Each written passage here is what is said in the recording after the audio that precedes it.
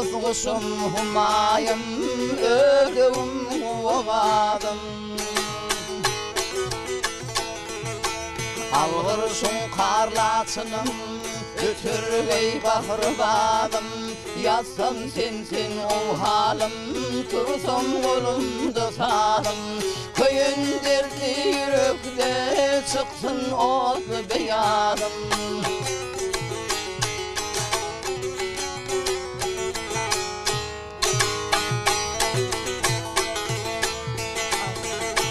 Ardu çekir hirası, öz yarının cemalın. Zanım feda eyleyip tilvas eder vesalın. Didara asıl olun, neyler bütün yemalın. Elim cahanı vermen, ak yüzdeyki halın. Men mecnunum aşkınla, sen Leyli dil nevadın.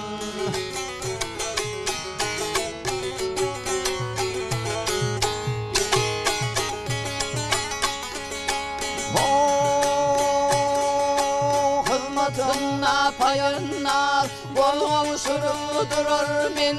Kabile hizmet olsa yar cemalın görür men.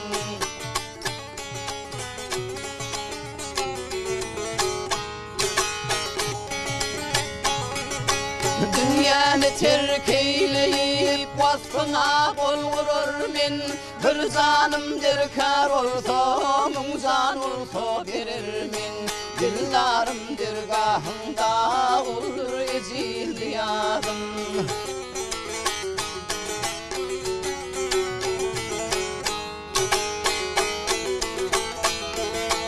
Yepesir hicrinden köydümüş bu zamana. Ey güzel sen ey güzel, gelir mi bu cahana?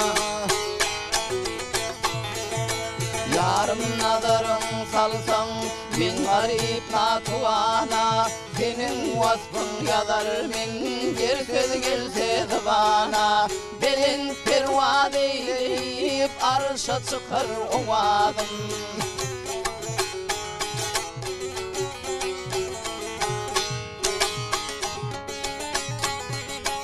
Yarım nazarın salsan, ben garip natuvana. Senin vasfın yazar men, ger söz gelse zıvana.